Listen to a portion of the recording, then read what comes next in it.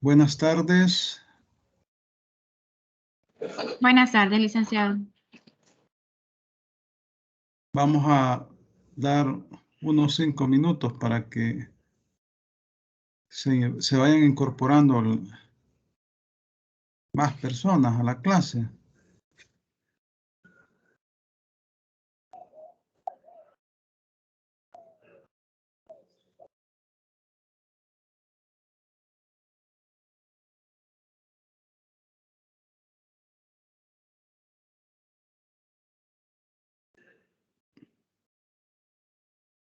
Por el momento veo que hay 10 personas conectadas.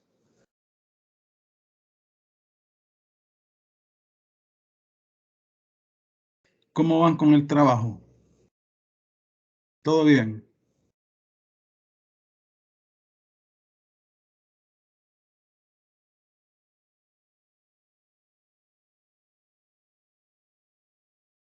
Bueno, el que cae otorga, ¿verdad? Buenas tardes, licenciado. Sí, yo creo Claro. que sí, vamos bien.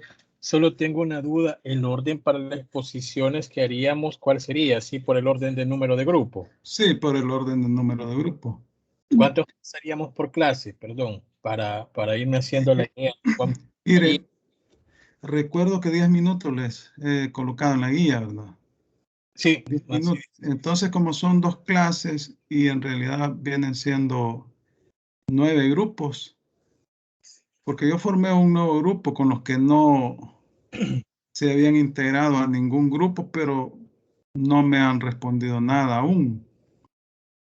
Entonces, esperarían que pasen 5 una clase y 4 la otra, ¿verdad?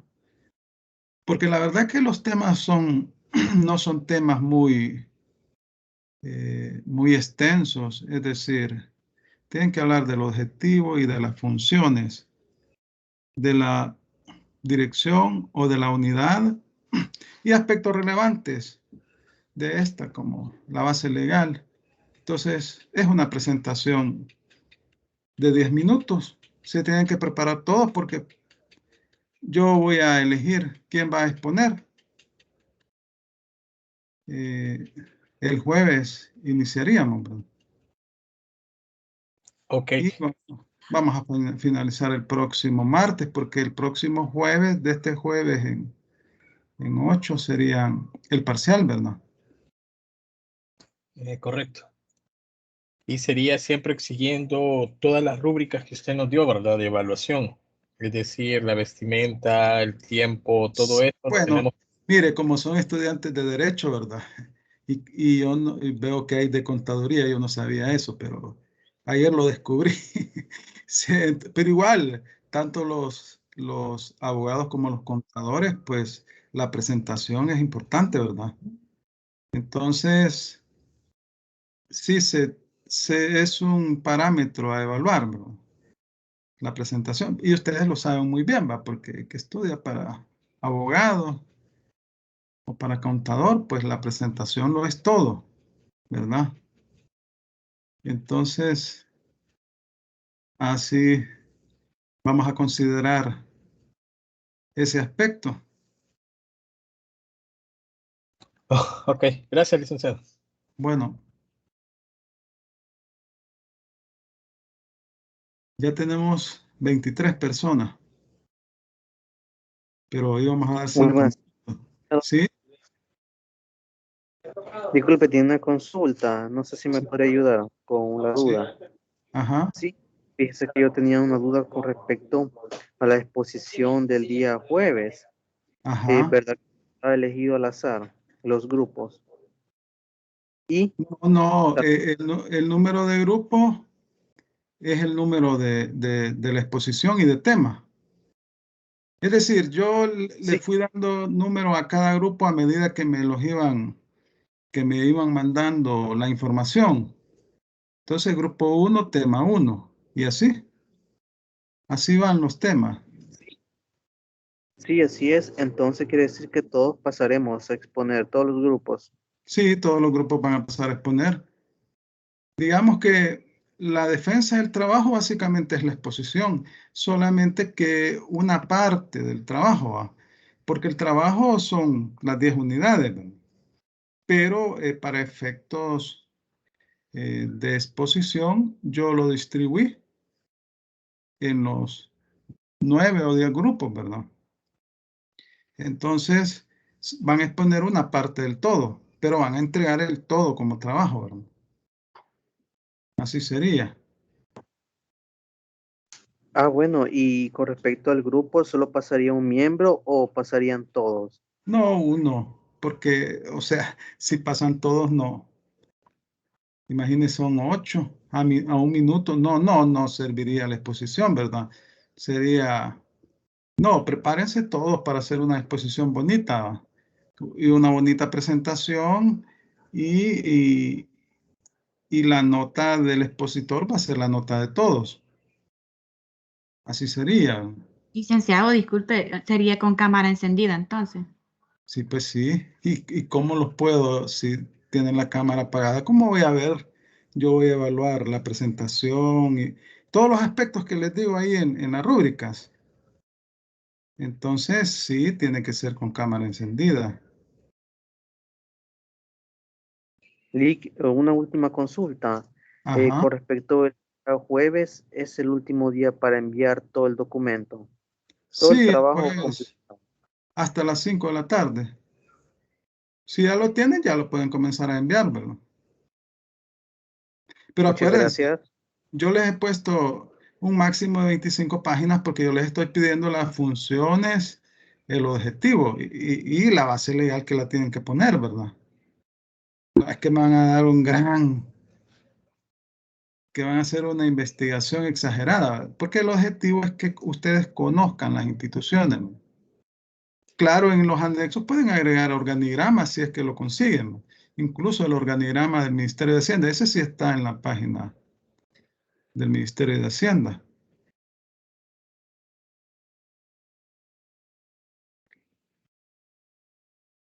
Bueno, entonces vamos a... Bueno, ¿Sí?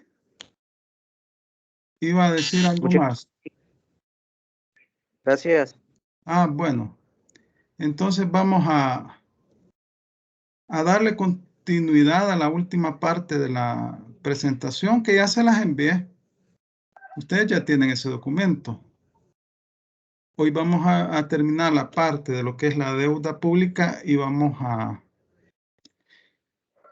ver el presupuesto del Estado. Entonces,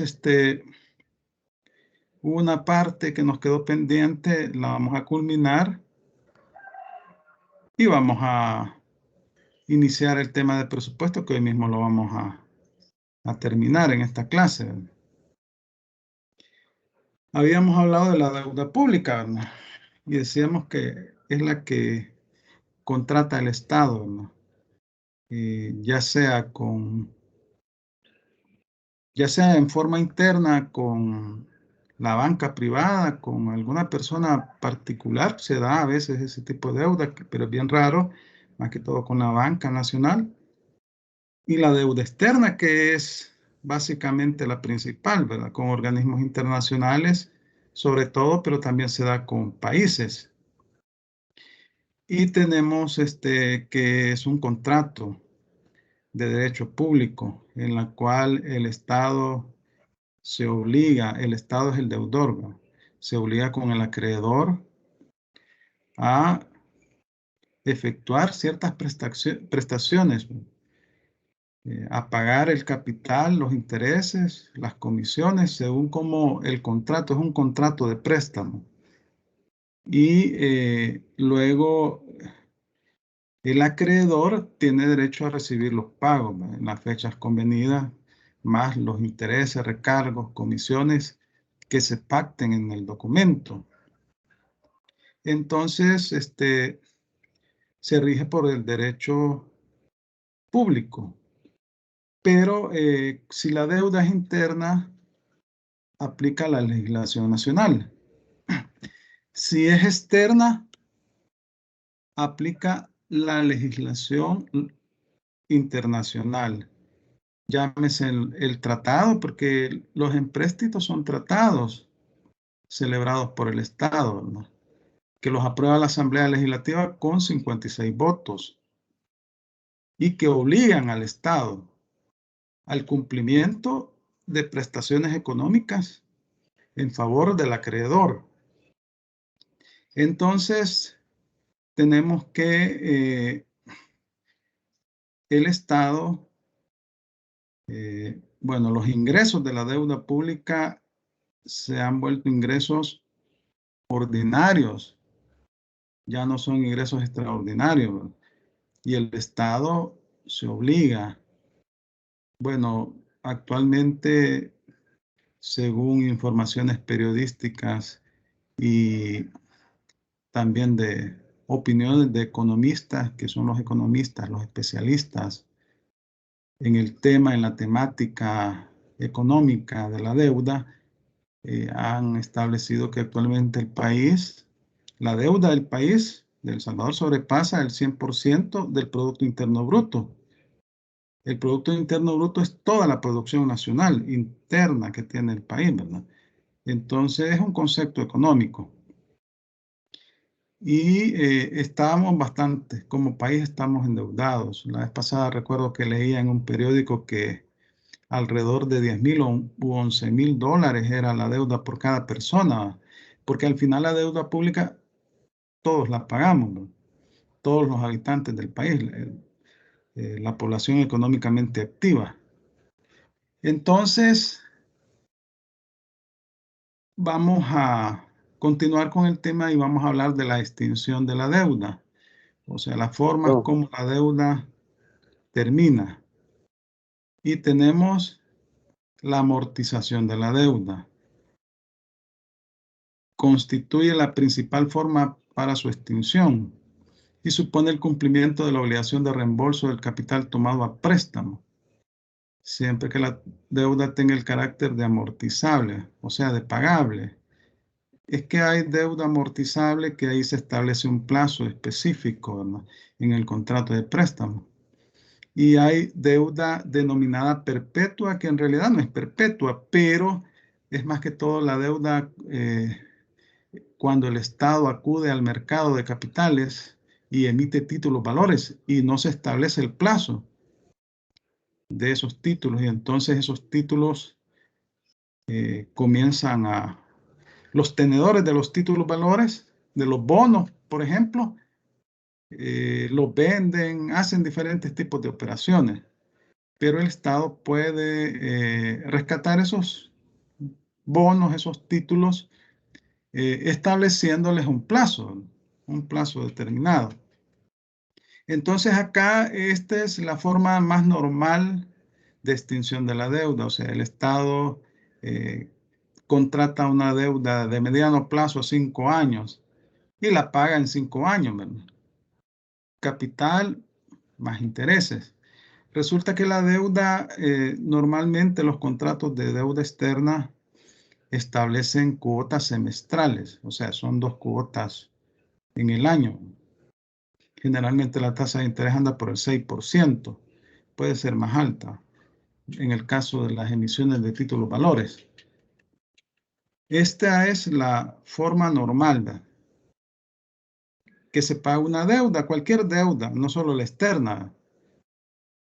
Cualquiera de nosotros hace un préstamo a un banco y para 5 años y paga capital, intereses en las cuotas definidas, ¿verdad?, generalmente mes a mes. Y al final se extingue la deuda. Otra forma de extinción de la deuda es por medio de la prescripción, que es un modo de adquirir los bienes, que es prescripción adquisitiva, y es un modo de extinguir las obligaciones, que se llama prescripción extintiva. Así lo establece el Código Civil. Más que todo es aplicable, cuando hablamos de Código Civil, sería aplicable a la deuda interna, ¿verdad?, salvo que en el contrato, en el caso de deuda externa, en el contrato se establezca la extinción como un modo de extinción de la deuda, ¿verdad? Pero generalmente no sucede. Y entonces, acá yo les coloco un artículo, el 2236 del Código Civil, que dispone que las reglas relativas a la prescripción se aplican igualmente a favor y en contra del Estado, de las iglesias, de las municipalidades, de los establecimientos, corporaciones nacionales y de los individuos particulares que tienen la libre administración de lo suyo. En consecuencia, son aplicables las disposiciones contenidas en los artículos del 2253 al 2259 relativos a la prescripción como medio de extinguir las acciones judiciales. Estamos hablando de prescripción extintiva, que es una forma de extinguir las obligaciones.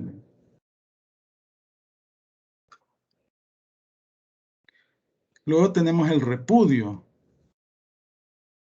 En el caso del repudio es cuando un Estado en forma unilateral decide no efectuar el pago de la deuda externa. Ya ha sucedido en algunos casos, creo que en la década de los 90, si no me recuerdo, en el 2000, Argentina decidió no pagar la deuda externa. Y así algunos países de América Latina lo han hecho. También se da el caso cuando un país cae en quiebra, pero aquí no sería exactamente un repudio, porque cuando un país cae en quiebra que no es capaz de pagar, tiene un gran déficit fiscal, ¿verdad? No es capaz de pagar, cumplir con sus obligaciones en un tiempo determinado, en esos casos básicamente no se trataría de repudio, ¿verdad? Sino que sería una situación en la cual no le permite al Estado cumplir con sus obligaciones y cuando pasa ese tiempo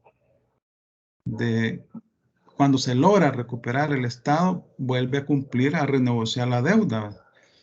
Pero el repudio es cuando el Estado de manera unilateralmente decide no cumplir con las obligaciones establecidas en un contrato de préstamo, o sea, voluntariamente, sin que exista, puede estar o no puede estar en quiebra. La condonación o perdón de lo deudado también extingue la deuda pública, total o parcialmente. Se dan el caso que los países desarrollados a veces les condonan o perdonan las deudas a los países en su desarrollo, como el caso nuestro, ¿no? Y aquí se pone un ejemplo histórico que Estados Unidos, después de los acuerdos de paz, le condonó 400 millones de deuda a nuestro país. Y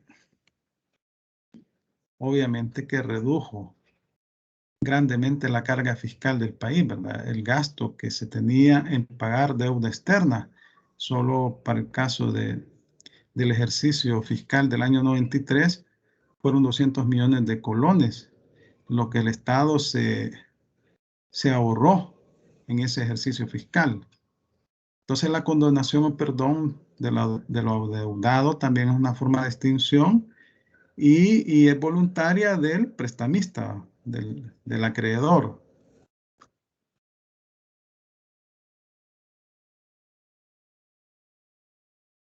Este es el procedimiento establecido en nuestra Constitución de la República.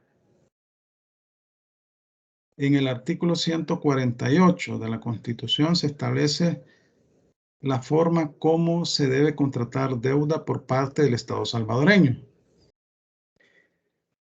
Fíjense que primero, el primer momento es la autorización que el órgano legislativo le otorga al órgano ejecutivo para que negocie un contrato de préstamo. Y esa autorización requiere 43 votos. Es decir, que el órgano ejecutivo acude al órgano legislativo y le solicita, le lleva un proyecto de ley, porque es un proyecto de ley, es un decreto, y ahí le solicita que le autorice negociar con el BID, por ejemplo, un contrato de préstamo y debe establecer las características de ese contrato, para qué se va a utilizar, etcétera. Y luego, con el voto de 43 diputados, es la mayoría simple, se aprueba. Una vez que la Asamblea Legislativa le ha aprobado al órgano ejecutivo o lo ha autorizado para que vaya a negociar esa deuda, el órgano ejecutivo con sus equipos técnicos y va a depender de la Secretaría de Estado, del Ministerio, porque puede ser el Ministerio de Hacienda, el Ministerio de Obras Públicas, quieren contratar una deuda para construir pasos a desnivel, que está de moda eso, ¿no? Entonces, y supóngase que negocian con el Banco Centroamericano de Integración Económica. Entonces, el Estado, por medio del ministro respectivo, pone su equipo técnico a negociar con el organismo que va a otorgar el préstamo. Claro, los organismos ponen una serie de condiciones. Y luego resulta que cuando ya se tiene elaborado el proyecto de contrato de préstamo, entonces el órgano ejecutivo acude nuevamente a la Asamblea Legislativa para que la Asamblea Legislativa apruebe el préstamo definitivo. Ese sería el tercer momento. Y aquí sí se requiere el voto calificado, son 56 votos. Se establece en el artículo 148 del procedimiento. ¿Alguien que me lea el artículo 148 de la Constitución? ¿Lo tienen a la mano?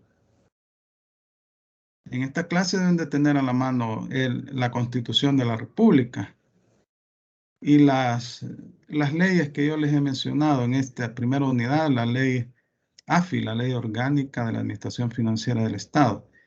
¿Tiene alguien a la mano la Constitución que me pueda leer el artículo 148?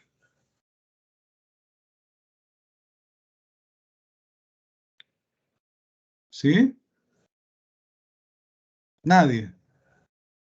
Buenas tardes, licenciado. Yo Vale. no tengo en sí la Constitución, pero lo acabo de buscar por internet. No sé Sí, si hay algún...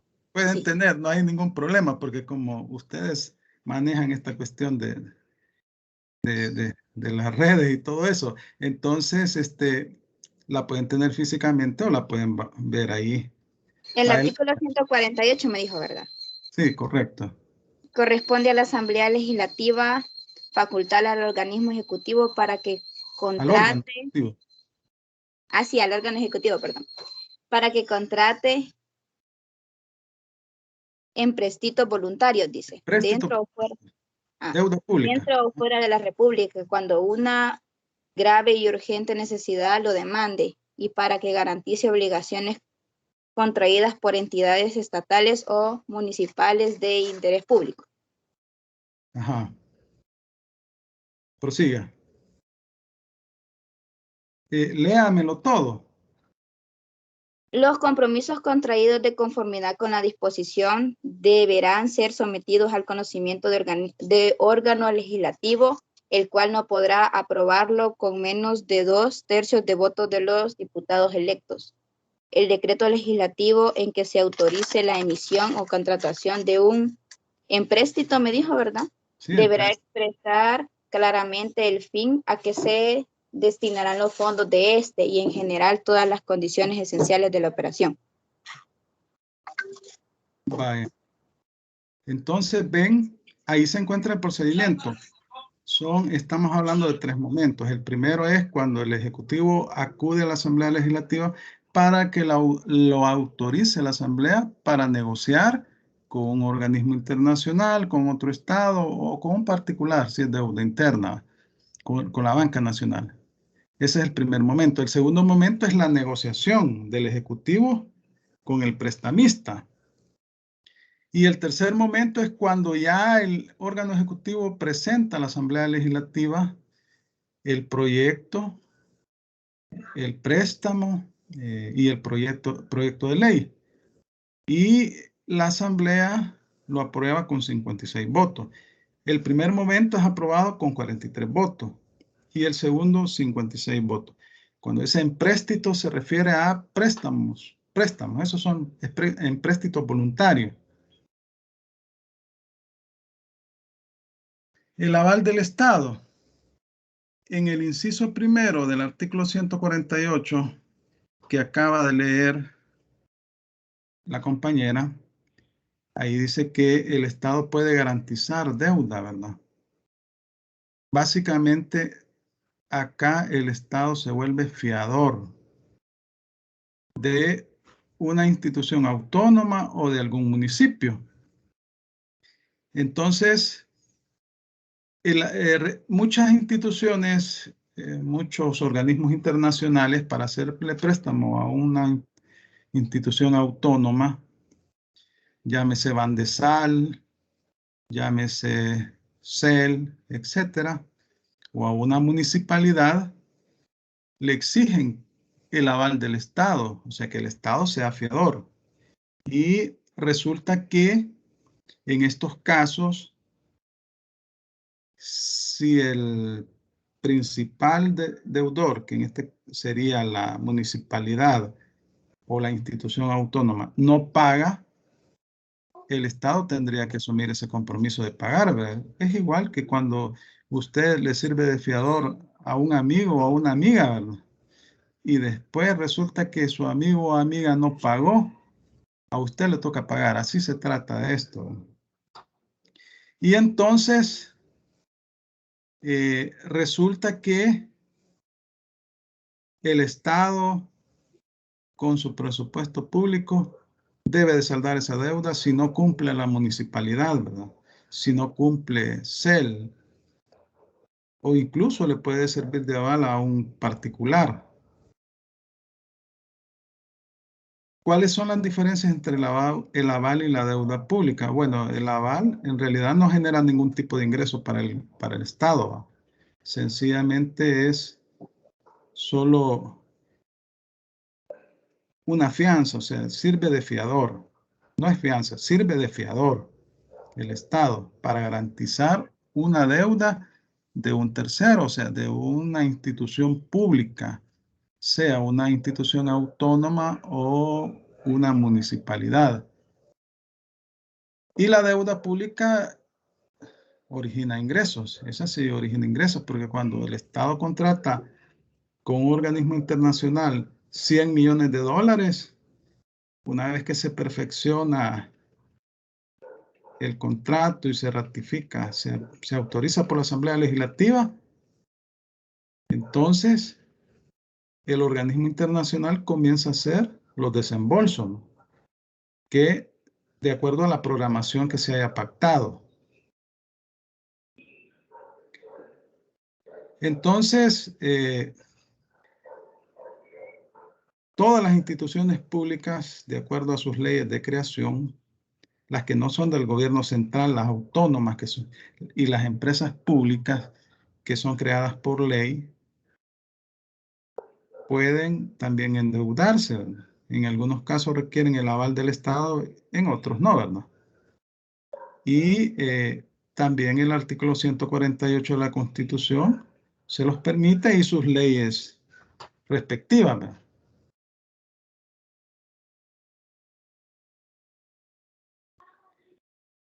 Los municipios pueden también endeudarse. Fíjense que una característica de la deuda de las instituciones autónomas y de los municipios es que no requiere autorización legislativa, sino que, por ejemplo, las instituciones autónomas tienen sus juntas directivas, sus juntas de gobernadores. Son estas instituciones las que aprueban la deuda.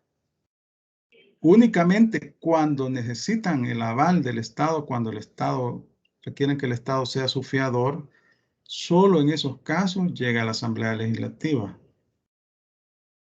Y son 56 votos, ¿verdad? Pero si no requieren el aval del Estado, pues en la ley de creación de estas instituciones aprueba la máxima autoridad, ¿verdad? La Junta de Gobernadores o etcétera. Y en el caso de las municipalidades son los consejos municipales, ¿verdad? Estos son los que autorizan la deuda pública. Actualmente los consejos municipales son plurales. Eso significa que hay representación de diferentes fuerzas políticas, aunque actualmente son minoría casi en todo el país, ¿verdad? Pero eso es lo que sirve un poco de control. Tenemos también una ley de endeudamiento municipal y esa ley se sacó con el objetivo de controlar la deuda de las municipalidades porque se vuelve un verdadero problema para el Estado.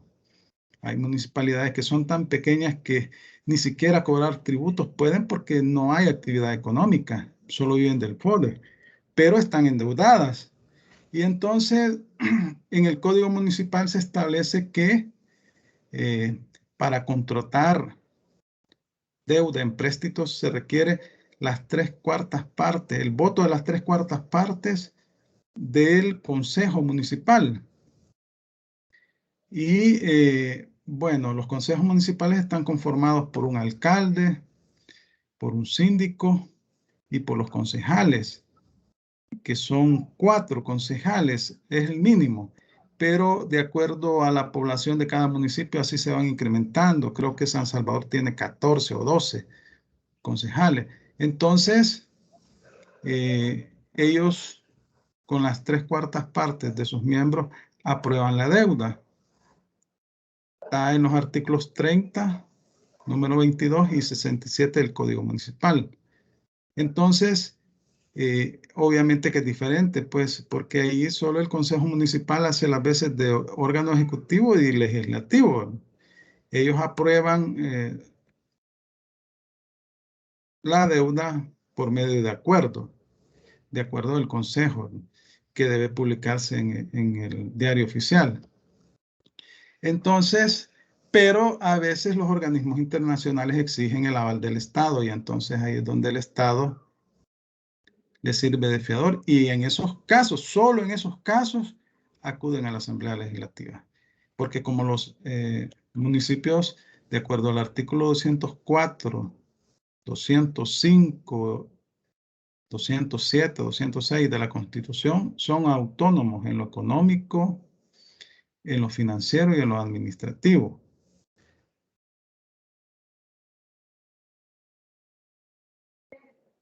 ¿Cuál es el origen de la deuda pública? Bueno, la emisión y colocación de bonos y otros títulos u obligaciones de mediano y largo plazo. Aquí es cuando el Estado acude al mercado de capitales, ya sea aquí en El Salvador, en la Bolsa de Valores de El Salvador o en la Bolsa de Nueva York, en Estados Unidos, ¿verdad? La contratación de préstamos con instituciones financieras nacionales o extranjeras y otros organismos internacionales. La contratación de obras, servicios o adquisición cuyo pago total o parcial se estipula realizar en el plazo de más de un ejercicio financiero. Cuando son obras de gran envergadura. Obviamente que aquí se requiere una licitación pública. Y la consolidación, conversión y renegociación de la deuda. La consolidación cuando existen varias deudas y se hace una sola.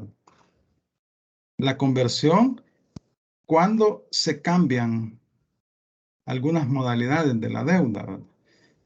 El plazo, el tiempo, o se sustituye una deuda por otra, se cambia el objeto. Y la renegociación, bueno, cuando el Estado renegocia con un organismo internacional el plazo, generalmente el plazo, incluso puede negociar los intereses. ¿Y qué es la deuda flotante? Esta es deuda de corto plazo. No debe pasar de un año. Y aquí están los famosos letes y los CETES, las letras del tesoro y los certificados del tesoro. Y resulta que esta deuda en el artículo 227, inciso 3 de la Constitución, se establece que se aprueba en el presupuesto del Estado, ahí se aprueba.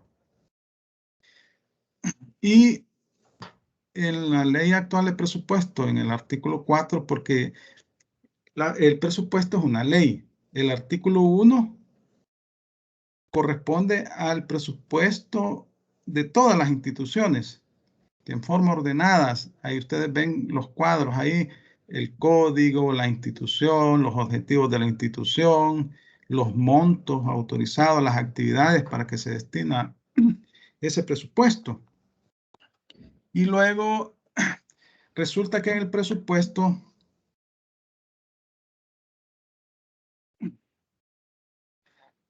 la deuda flotante no corresponde al 30% de los ingresos corrientes.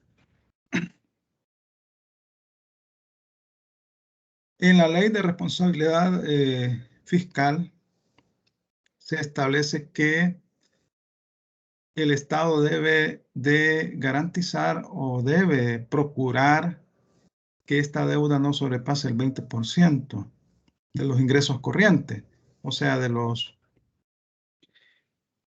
ingresos que obtiene el Estado por los tributos. Pero es potestativo. En el artículo 4, que es la parte normativa de la ley de presupuestos, como les decía, el artículo 1 son el detalle de todos los presupuestos. Y a partir del artículo 2 es la parte normativa, o sea, ahí está establecido el articulado del presupuesto. Es una ley cuya vigencia es de 1 año.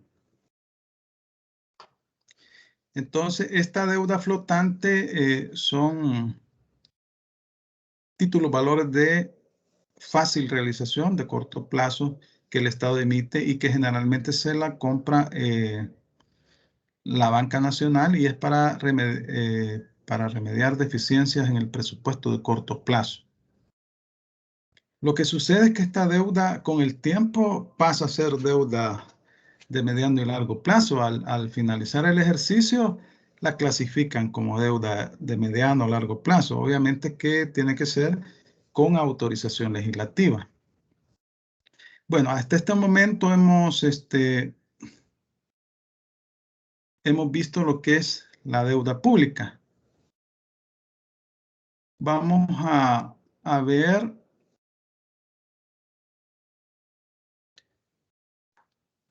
a partir de este momento el presupuesto.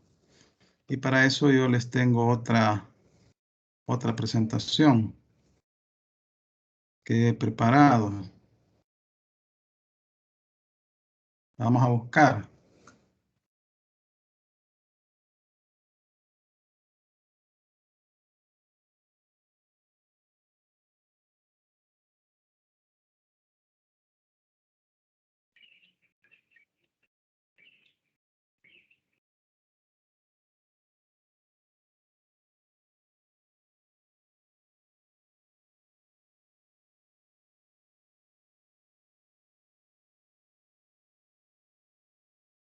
Vaya,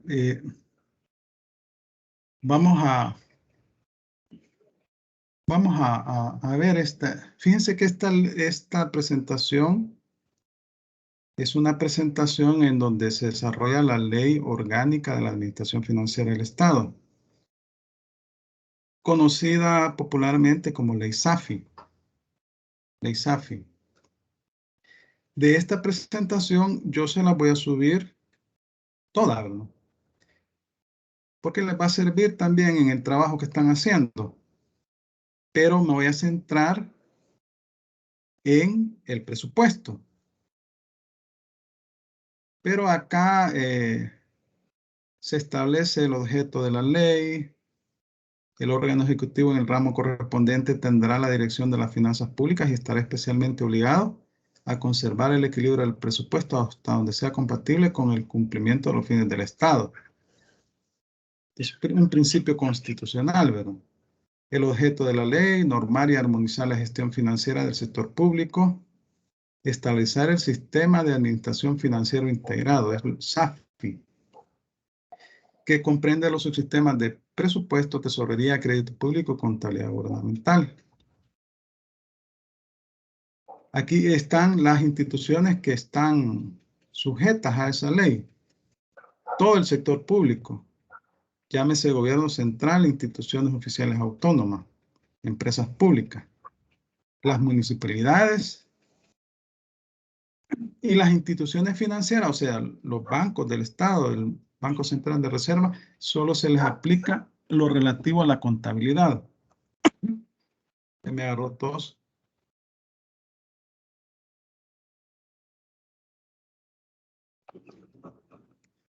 Vamos a tratar de ir avanzando en esto, porque lo que me interesa en realidad es lo del presupuesto. A quienes no se les aplica esta ley, también esto es importante conocerlo para que ustedes se ubiquen en lo del presupuesto. Al Banco Central de Reserva de El Salvador, a Bandesal, al Banco de Fomento Agropecuario y al Instituto de Garantía de Depósito. Estos se rigen por sus leyes de creación. Aquí están las atribuciones del Ministerio de Hacienda. La Dirección de las Finanzas Públicas, dirigir, supervisar y coordinar los subsistemas del SAFI, etc.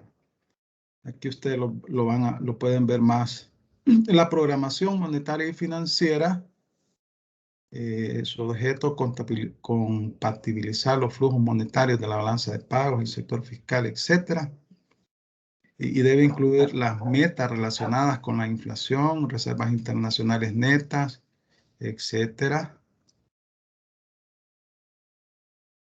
Es responsabilidad del Ministerio de Hacienda con el Banco Central de Reserva de El Salvador, ¿verdad? Estos son los subsistemas: presupuesto, tesorería, inversión en crédito público y contabilidad gubernamental. Nosotros nos vamos a centrar en presupuesto. Aquí están los objetivos del SAFI. El Ministerio de Hacienda es el órgano rector. Aquí están las características, las facultades normativas que tiene el Ministerio de Hacienda. Se recuerdan que hablábamos que el Ministerio de Hacienda tiene facultades para emitir reglamentos instructivos en el ámbito de su competencia. Las UFI, no sé si han oído hablar de las UFI, son las unidades financieras institucionales que se encuentran en todas las instituciones del Estado. Son los encargados de realizar la gestión financiera y están integradas por estos departamentos generalmente: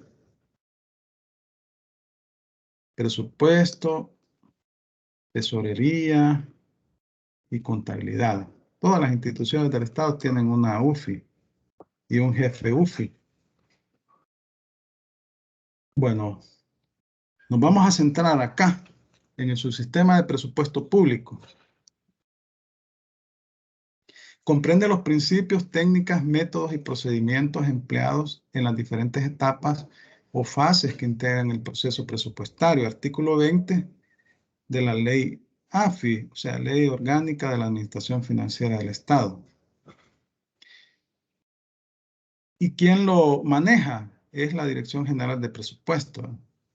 Sus objetivos son orientar los recursos disponibles para que el presupuesto sea consistente con los objetivos y metas propuestas por el gobierno, cumplir etapa de formulación, discusión y aprobación en el tiempo y forma requeridos, que ejecución presupuestaria se programe y desarrolle coordinadamente, utilizar la ejecución y evaluación como elemento dinámico para la corrección de desviaciones en la programación de las acciones. Es decir, como podrán ver, el presupuesto es una actividad que está sujeta a diferentes tipos de controles, ¿verdad? Y es la Dirección General de Presupuesto la encargada. Y aquí están las facultades, las principales responsabilidades: proponer al ministro de Hacienda los lineamientos de política presupuestaria para cada ejercicio fiscal, en base a la estimación disponible de recursos. analizar e integrar los proyectos de presupuestos de las entidades del sector público conforme a la política presupuestaria, coordinar el proceso presupuestario. La estimación de los recursos, aquí la Dirección General de Presupuestos se apoya en la Dirección General de Impuestos Internos, que es la encargada de administrar los tributos internos, y en la Dirección General de Aduanas, que es la encargada de administrar los tributos a la importación y exportación de mercancías. Y también de aquellas unidades que cobran tasas, ¿verdad? Como el registro de la propiedad raíz de hipoteca, etc. Pero sobre todo es la Dirección General de Impuestos Internos y la Dirección General de Aduanas, que son las encargadas básicamente de recolectar los ingresos ordinarios o la mayor parte de ingresos ordinarios, quizás el 90%, 95%. Vaya, aquí tenemos unos conceptos que son importantes también. Asignaciones son las autorizaciones concedidas por el órgano legislativo para que puedan emplearse los dineros públicos en la satisfacción de las necesidades del Estado dentro de un ejercicio. Dichas autorizaciones señalan el límite máximo que puede gastarse y su finalidad. Son los montos establecidos en el presupuesto general del Estado. Es decir, son las cantidades consignadas en los diferentes rubros en concepto de gasto, ¿no? Asignaciones adicionales son las autorizaciones otorgadas por el órgano legislativo en exceso del total de las concedidas originalmente en la ley de presupuesto y que tienen por objeto ampliar los créditos que hayan resultado insuficientes, cubrir necesidades no previstas o proveer créditos destinados a nuevos servicios. Estas son las reformas presupuestarias que se dan en el transcurso del ejercicio fiscal.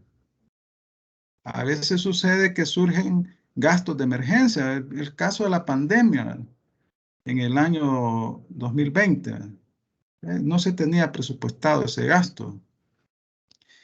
Y también a veces sucede que hay ingresos que hubo una mala estimación de ingresos.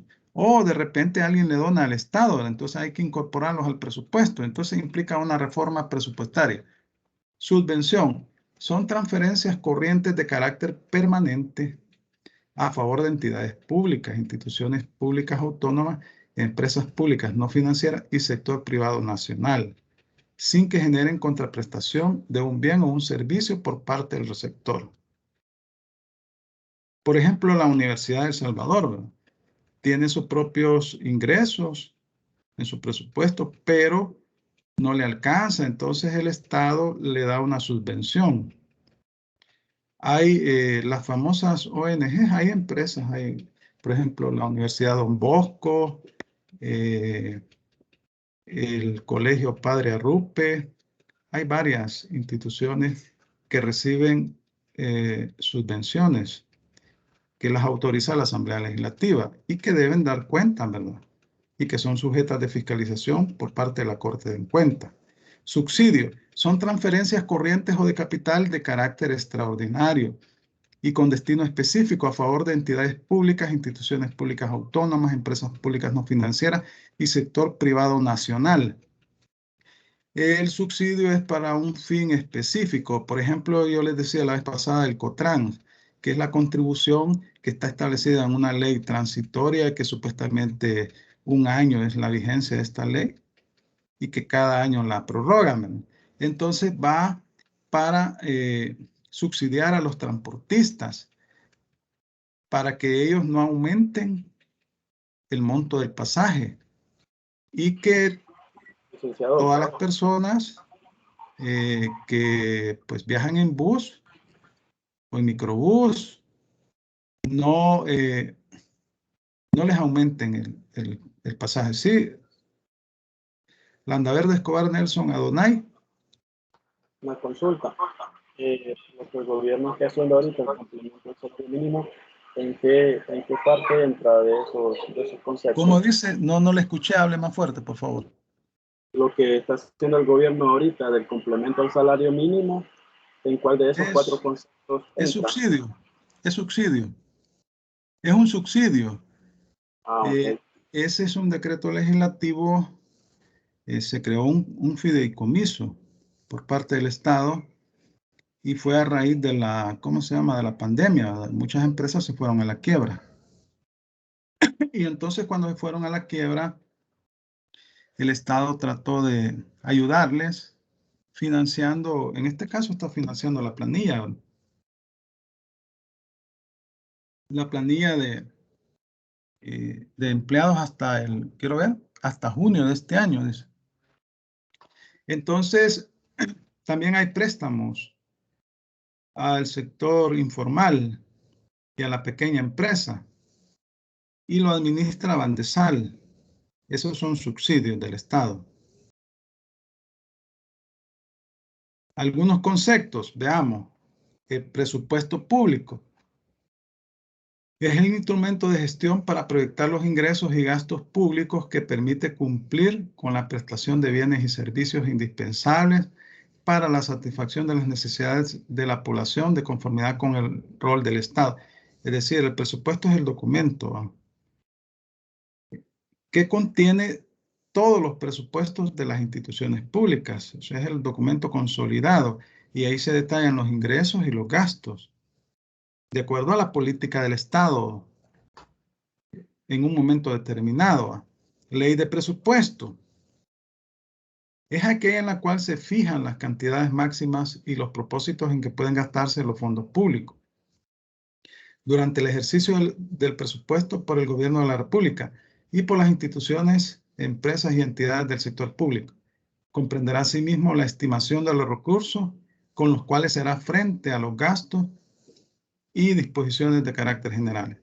Y es que el presupuesto público establece el detalle primero la estimación de los ingresos. Debe existir un equilibrio. Luego el detalle de los gastos, las inversiones públicas, del gobierno central, de las instituciones autónomas y de las empresas públicas. Entonces, este documento consolidado, la Asamblea Legislativa, el órgano ejecutivo, por medio del ministro de Hacienda, lo presenta a la Asamblea Legislativa para que lo apruebe. Una vez que la Asamblea lo aprueba, es ley de la República. Y ahí como ahí están establecidas las cantidades, las asignaciones por cada institución, por ejemplo, el Ministerio de la Defensa Nacional, 100 millones de dólares asignados. Cuando lo aprueba la Asamblea Legislativa, eso es la autorización de asignación para esa institución.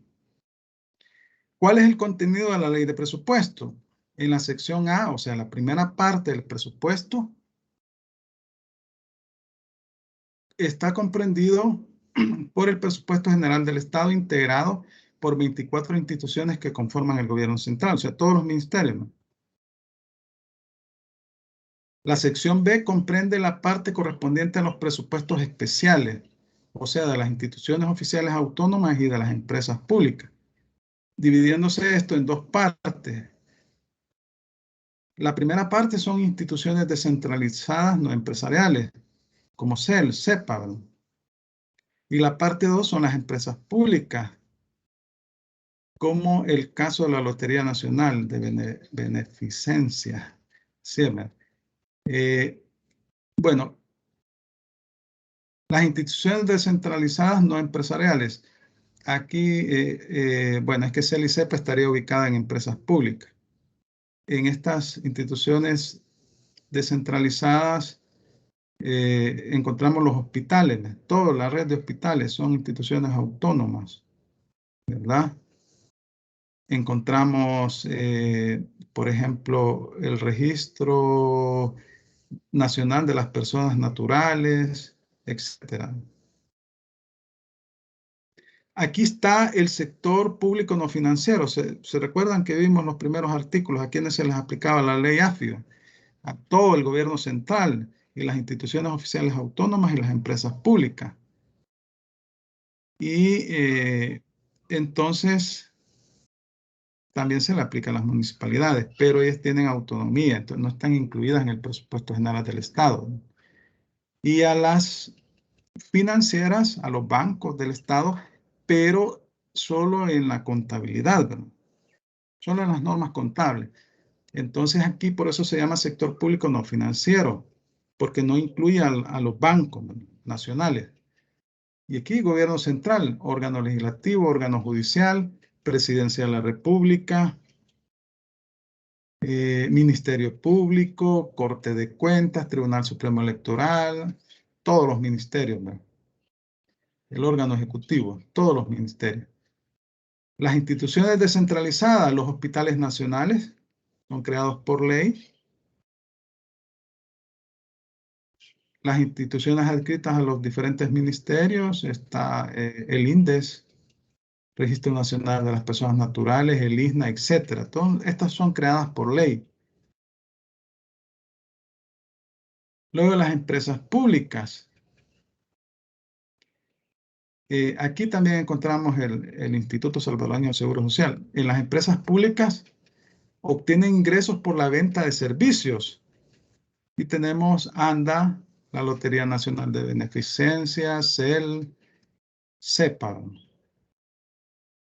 Estas instituciones, los presupuestos de estas instituciones son las que se encuentran, ustedes lo pueden encontrar en la ley de presupuesto, ¿verdad?, consolidada.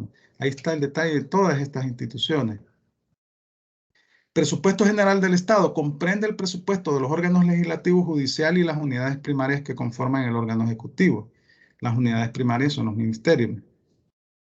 El Ministerio Público, que es la Fiscalía General de la República, la Procuraduría General y la Procuraduría para la Defensa de los Derechos Humanos, Corte de Cuentas de la República, Tribunal Supremo Electoral y Tribunal del Servicio Civil. Presupuestos especiales estarán constituidos por los presupuestos de las instituciones descentralizadas no empresariales, como el Seguro Social, ¿verdad?, el Registro Nacional de las Personas Naturales y los de las empresas públicas no financieras, ANDA, CEL, CEPA y la Lotería Nacional, ¿verdad? Presupuestos extraordinarios están establecidos en el artículo 228 de la Constitución.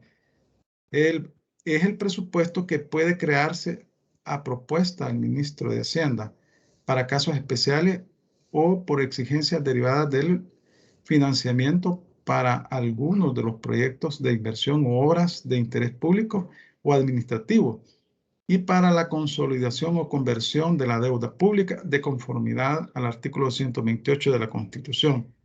Este presupuesto lo aprueba la Asamblea Legislativa y es independiente del presupuesto general del Estado y puede durar más de un ejercicio fiscal. Entonces, es un presupuesto especial, pero solo se establece para los casos señalados en el artículo 228 de la Constitución. Hay un presupuesto que se llama PEIS, Presupuesto Especial de Instituciones PEIS. Bueno, no recuerdo el significado, pero ahí hay varias instituciones públicas como la Universidad de El Salvador. Y ese es un presupuesto extraordinario que fue aprobado por la Asamblea Legislativa para apoyar a ciertas instituciones del Estado. Entonces, esta es la composición del presupuesto. El presupuesto del sector público no financiero está constituido por el presupuesto general del Estado, los presupuestos extraordinarios y los presupuestos especiales. Artículo 24 de la ley AFI. Y 25. Los ingresos tributarios, operativos, transferencias, donaciones, otros ingresos. Dentro de los operativos están prestación y producción de bienes y servicios. Hay instituciones que prestan bienes y servicios, ¿verdad? Tenemos los gastos corrientes, remuneraciones, bienes y servicios, transferencias. Gastos de capital, formación de activos, transferencias. Y servicio de la deuda. El pago de la deuda externa. Y el financiamiento interno y externo. Esos son los ingresos del Estado y los gastos. Además, mostrará los propósitos de la gestión identificando la producción de bienes y prestación de servicios que generan las instituciones correspondientes. Esto es lo que regulan los artículos 24 y 25 de la ley AFI. Y entonces venimos a los principios presupuestarios. El principio de legalidad. Es un principio que rige a toda la administración pública. Se constituye como una norma de atribución de competencias de los órganos de Estado en el proceso presupuestario. Le corresponde al Ejecutivo, a través del Consejo de Ministros, la elaboración del presupuesto.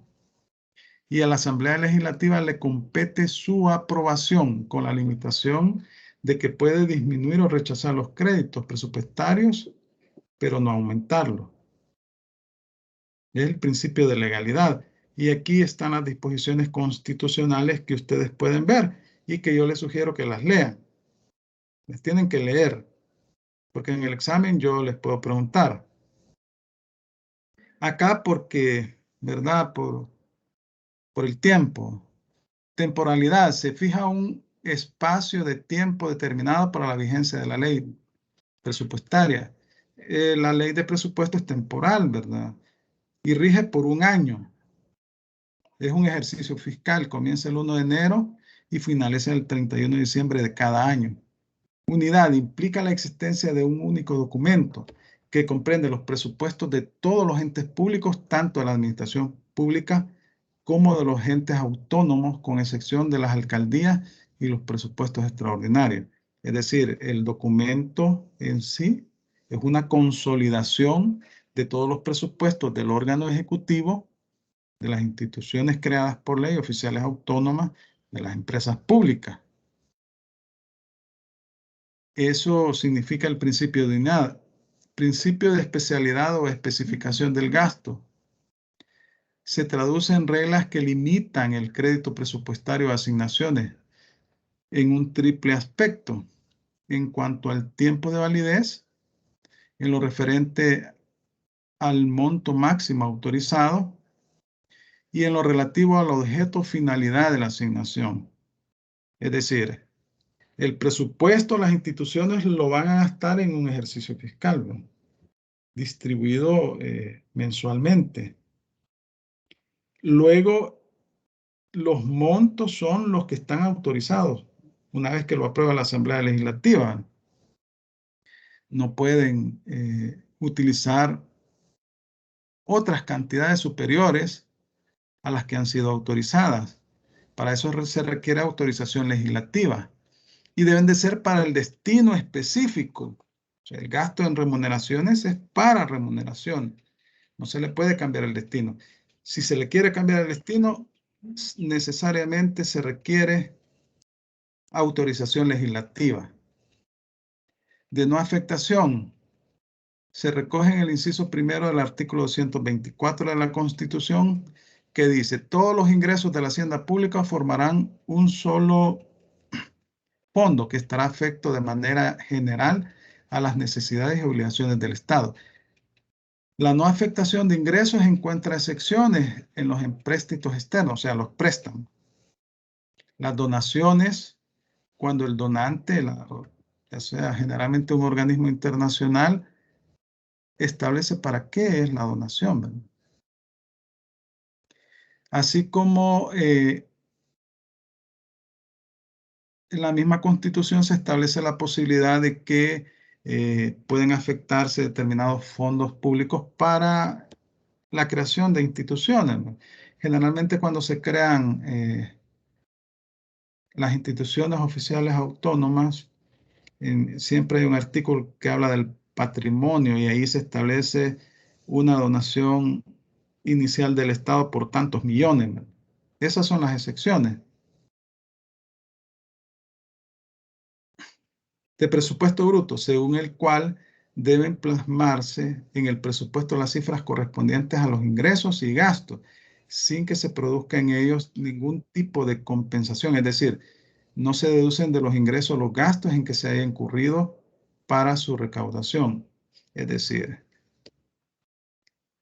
es una estimación de los ingresos y los gastos que se van a incurrir en el ejercicio, pero no es una estimación contable, ¿no? Es decir, No debe exactamente de concordar los ingresos ordinarios con los gastos ordinarios, ¿verdad?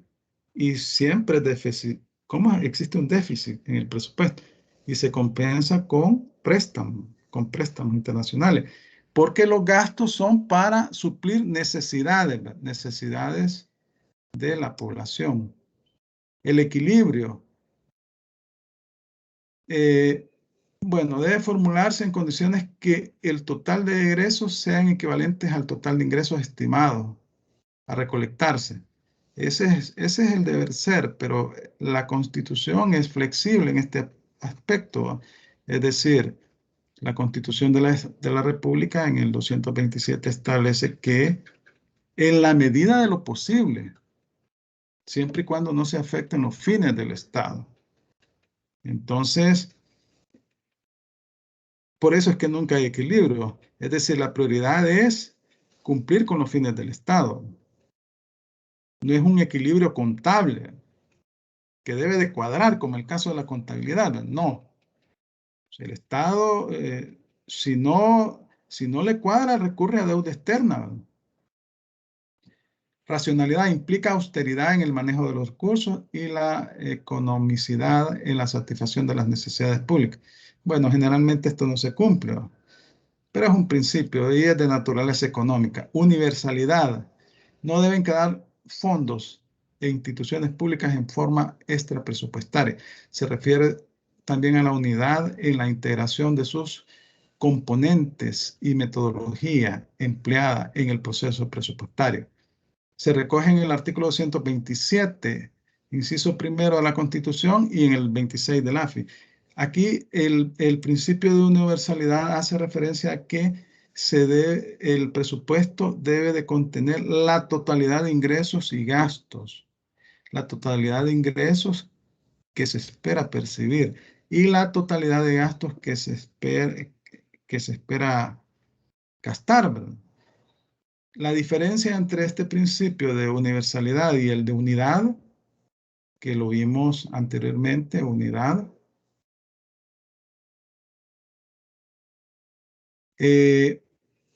la diferencia entre estos principios es que el principio de unidad hace referencia al documento en sí, al documento consolidado. O sea que en el presupuesto debe considerar los presupuestos de todas las instituciones públicas, las empresas públicas, las instituciones oficiales autónomas, gobierno central. Y el principio de universalidad hace referencia a que debe incluir todos los ingresos y todos los gastos. Esa es la diferencia entre ambos principios. Transparencia tiene que ver con la claridad, acuciosidad y especificación con que se expresan los elementos presupuestarios. Debe expresar en forma ordenada y clara todas las acciones y recursos necesarios para cumplir los objetivos plasmados en la ley del presupuesto general del Estado y en presupuestos extraordinarios. Bueno, este principio de transparencia es importante en estos últimos años, ¿verdad? O sea, por eso el Ministerio de Hacienda tiene en su página un apartado que se llama Transparencia del Estado, y ahí ustedes pueden ver la ejecución presupuestaria, cómo se va ejecutando ese presupuesto, y pueden encontrar también los presupuestos del Estado. Flexibilidad, no debe contener rigidez en su estructura, ni tampoco en sus componentes. Tiene que ver también con la unidad de caja. Los ingresos deben constituir un solo fondo de cobertura de los egresos, y la asignación debe de constituir un solo fondo de cobertura de los egresos. La asignación debe hacerse en base a prioridades y competencias, lo que implica que no existan ingresos preasignados. Sí, ¿verdad? Es que los ingresos no están directamente relacionados con un gasto específico, porque los gastos, para definirlos, el Estado toma en consideración las necesidades públicas. Y la publicidad o difusión, es decir, como el presupuesto es una ley, ¿verdad? debe de publicarse en el diario oficial, ¿verdad? Y además, el Ministerio de Hacienda lo publica en su página, ¿verdad? En el apartado de transparencia del Estado. Y cada institución publica su presupuesto. Y ahí pueden ver la ejecución presupuestaria.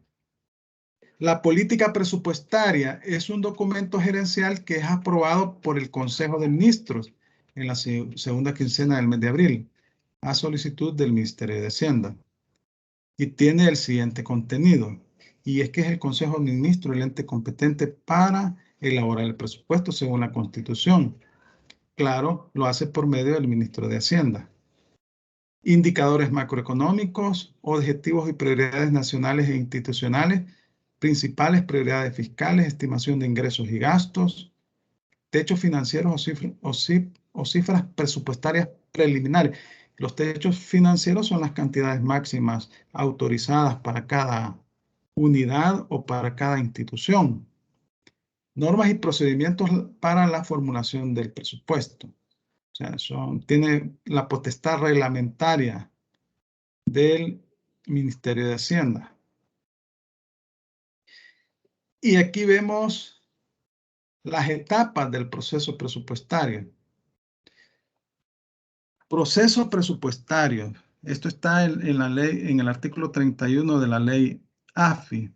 Conjunto de procedimientos, registro de información organizado en etapas secuenciales para organizar financieramente la gestión pública a través del presupuesto. Entonces aquí vemos el ciclo presupuestario. La primera etapa es la formulación. La segunda etapa es la aprobación. La tercera etapa es la ejecución. Y la última etapa es el seguimiento y evaluación. En la formulación la realiza el órgano ejecutivo, que hace el Consejo de Ministros, por medio del Consejo de Ministros y del Ministerio de Hacienda. Primero, debe de elaborar la política presupuestaria a más tardar en la segunda quincena de abril, la elaboración del presupuesto institucional y la integración del presupuesto general, ¿verdad? Bueno, hay un equipo técnico que se encarga de consolidar, ¿verdad? Hay una interrelación entre las instituciones públicas y el Ministerio de Hacienda.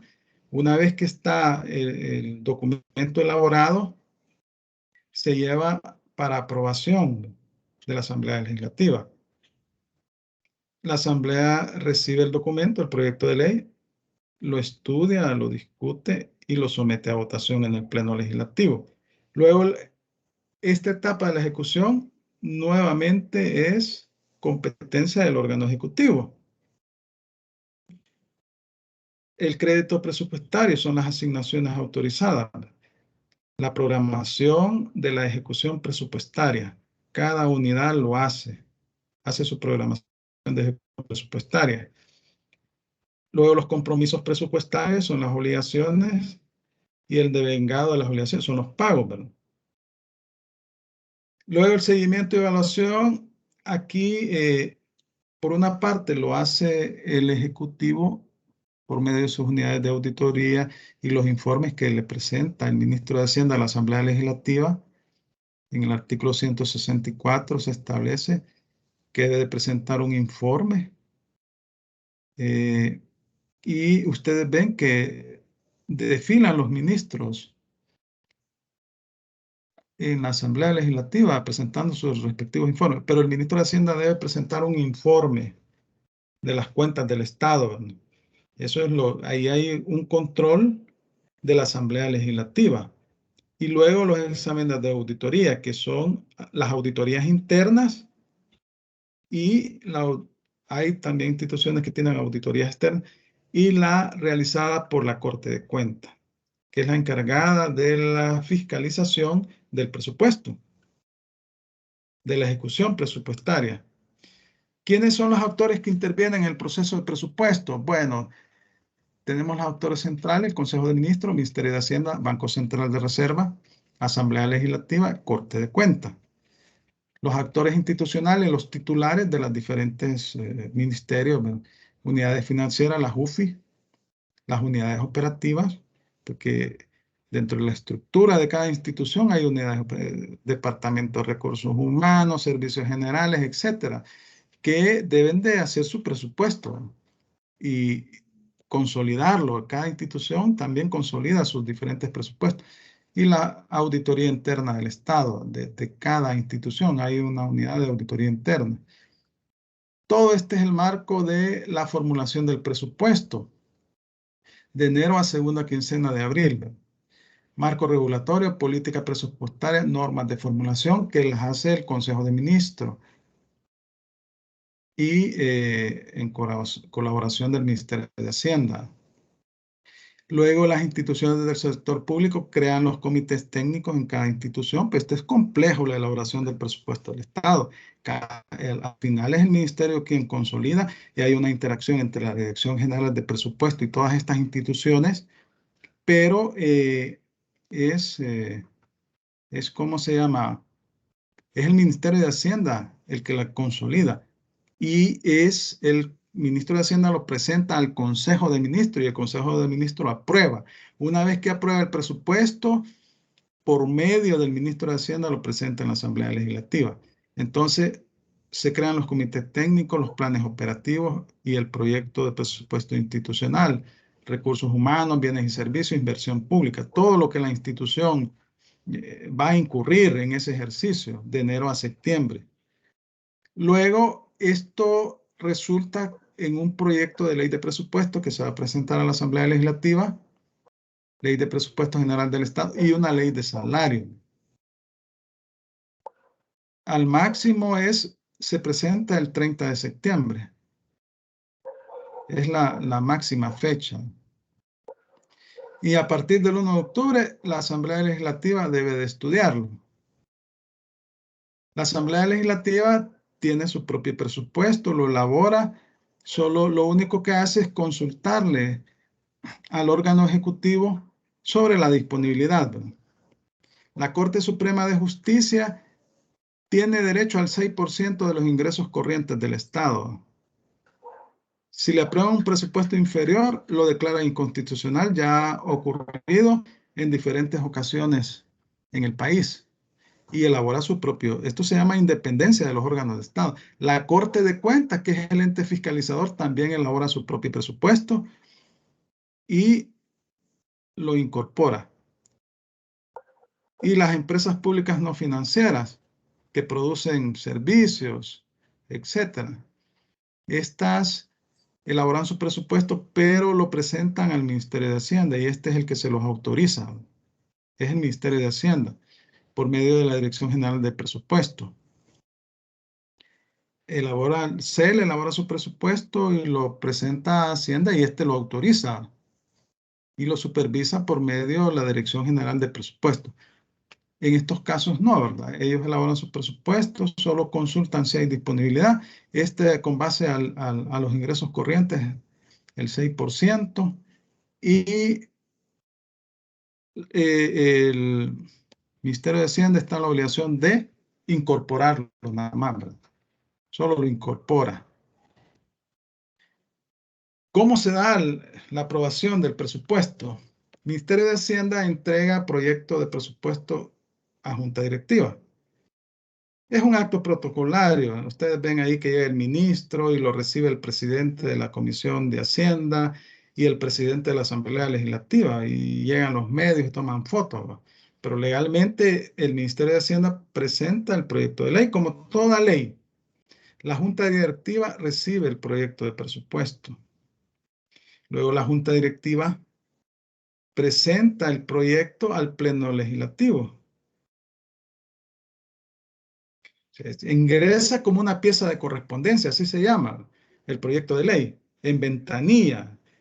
Luego, sin perjuicio del acto protocolario que hacen, ¿verdad? Luego la Junta Directiva porque antes de que haya una plenaria, en esa semana se reúne la Junta Directiva y ahí ve la correspondencia que ha ingresado y luego elaboran la agenda de la plenaria. Entonces, llega al Pleno. El Pleno Legislativo lo traslada a la Comisión de Hacienda y Especial del Presupuesto, porque la Asamblea Legislativa está, por el reglamento interior del órgano legislativo, está estructurado en comisiones de acuerdo a la especialidad. Entonces, la Comisión de Hacienda lo discute. En ese proceso de discusión llaman al ministro de Hacienda, llaman al presidente del BCR y pueden decidir llamar a algunos ministros para que expliquen su presupuesto y luego emiten un dictamen. Luego que se emite el dictamen pasa al Pleno Legislativo y el Pleno Legislativo lo aprueba con 43 votos, siempre y cuando esté equilibrado y no incurre en deuda. Pero lo que sucede es que en los últimos años todos los presupuestos vienen desequilibrados y entonces la diferencia es deuda externa. Y entonces cuando es así es 56 votos, ¿verdad? Si la Asamblea Legislativa no lo aprueba hasta el 31 de diciembre, a más tardar, rige el presupuesto del año anterior, mientras no sea aprobado el nuevo presupuesto. Eso genera una serie de problemas a las instituciones, pero ya ha pasado que en febrero o en marzo del siguiente año lo aprueban. El primer trimestre rige el presupuesto del año anterior.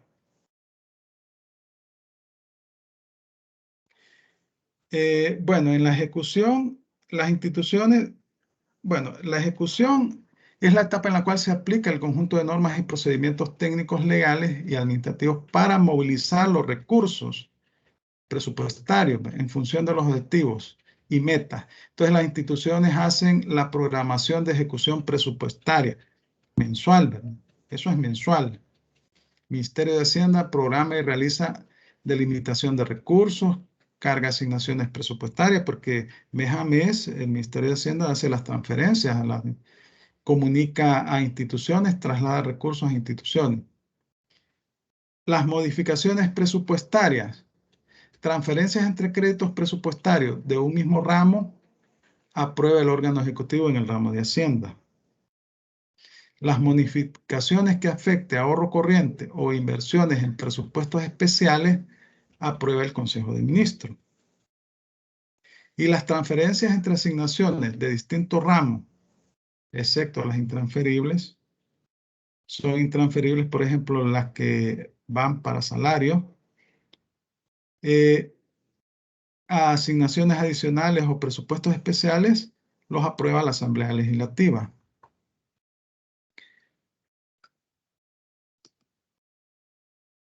¿Cuáles son las asignaciones intransferibles? Las votadas para la formación de bienes de capital, inversión, ¿verdad? La inversión pública, obras de infraestructura. Y salvo que sea con autorización legislativa, entonces se le quite esa facultad que son intransferibles. También son las aprobadas para el pago de servicio de la deuda y las transferencias entre asignaciones de los presupuestos especiales. Generalmente son intransferibles las que van para el pago de salarios de los empleados públicos. Las economías salariales. El caso de las economías salariales son aquellas cuando hay plazas congeladas, ¿verdad? Y entonces despiden a la persona o renuncia. Entonces, pero para darle destino a estos fondos, un destino distinto, porque son intransferibles, debe de mediar un decreto legislativo. Los excedentes de disponibilidades, siempre hay excedentes de disponibilidades. Ya sea porque las instituciones no ejecutan el 100% de su presupuesto o porque estimaron mal los ingresos y obtuvieron más tributo. Debe existir autorización legislativa. Las ampliaciones automáticas, las instituciones del sector público podrán ampliar sus asignaciones presupuestarias tanto por fuentes específicas de ingresos y gastos con los montos que perciban en exceso de las estimaciones de ingresos si sus leyes de creación, reglamentos o leyes vigentes así lo determinan, lo cual será obligatorio comunicarlo a la Dirección General de Contabilidad Gubernamental y Dirección General de Presupuestos para sus registros. Aquí estamos hablando de instituciones autónomas. Aquí tenemos las prohibiciones. No se podrá disponer ni utilizar recursos para los cuales no existan saldos disponibles de créditos presupuestarios. O sea, es decir, si no existe una autorización legislativa para realizar un gasto, no se puede disponer, ¿verdad?, de ese recurso, ni para una finalidad distinta a la prevista en el presupuesto. Se prohíbe a cualquier titular entrar en negociaciones, adquirir compromisos, firmar contratos que comprometan fondos públicos no previstos en el presupuesto en forma temporal o recurrente en el ejercicio de ejecución. Bueno, acá hasta preso puede ir el titular, ¿verdad?, sin perjuicio de la responsabilidad civil y administrativa que pueda existir. Fondos de ejercicio futuro solo pueden comprometerse con autorización legislativa para obras de interés público o administrativo o para la consolidación o conversión de la deuda pública, pudiendo votarse un presupuesto extraordinario. O sea, aquí media una autorización legislativa. Y el presupuesto se cierra al 31 de diciembre de cada año. Los recursos recaudados posteriormente y no devengados se imputan al presupuesto vigente. Posteriormente no pueden asumirse compromisos ni gastos con cargo al ejercicio cerrado.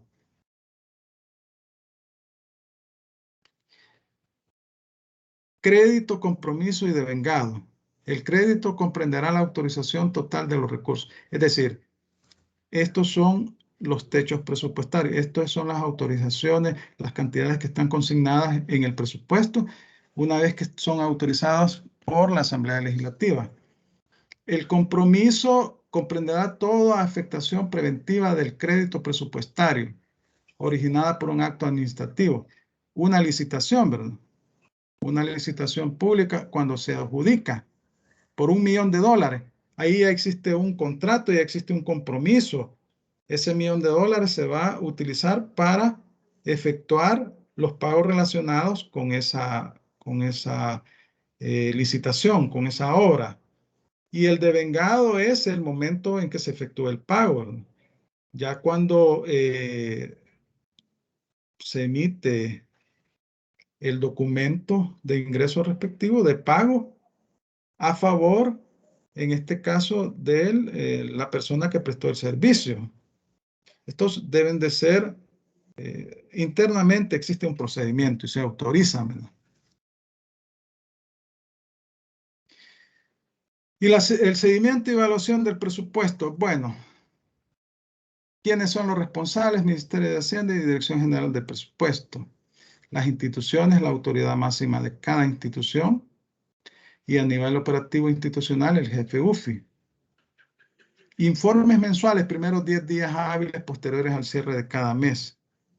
Informe mensual de ejecución presupuestaria, la autoridad máxima de la institución, gestión realizada de recursos humanos en institución, Dirección General de Presupuesto coordina y consolida información y presenta al ministro de Hacienda informes periódicos de resultados físicos y financieros y recomienda las medidas que se tomarán. La Dirección General de Crédito Público informará a la Dirección General de Presupuesto avance de ejecución de proyectos. Ministerio de Hacienda recomienda a la Comisión Nacional de Inversión Pública suspensión de proyectos con bajo nivel de ejecución y su eliminación. O sea, que si hay una licitación, se está construyendo una carretera y tiene bajo nivel de ejecución, ¿verdad? La autoridad máxima de la institución adoptará medidas correctivas. Incumplimiento de medidas correctivas faculta al ministro de Hacienda por medio de la Dirección General de Presupuesto a determinar acciones presupuestarias que corresponden. Es decir, hay un control del Ministerio de Hacienda por medio de la Dirección General de Presupuesto y de la Dirección General de Crédito Público. Y sin perjuicio del control interno que ejercen las unidades de auditoría interna y del control o la fiscalización que ejerce la Corte de Cuentas de la República. Bueno, en términos generales, hacemos así un poco rápido, hemos visto lo que es el presupuesto. Yo les voy a subir esta presentación que tiene varios componentes. Ustedes pueden ver su sistema de tesorería.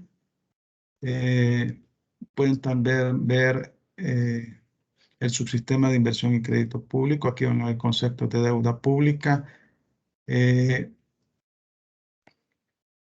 rescate de título, consolidación de la deuda, conversión de la deuda. Bueno,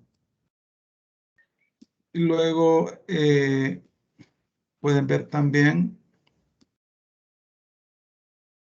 la colocación de títulos de crédito público, facultad del Ministerio de Hacienda, el subsistema de contabilidad gubernamental.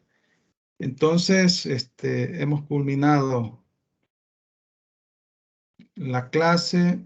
El jueves entregan el trabajo y comienzan las exposiciones.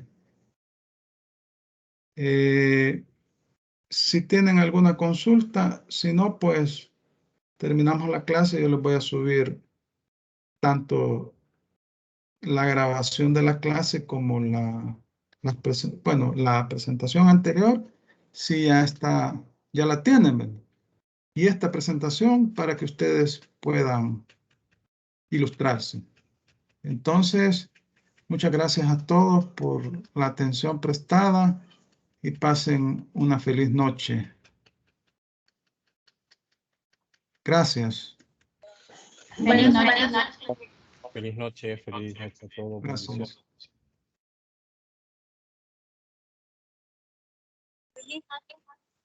Gracias. Gracias.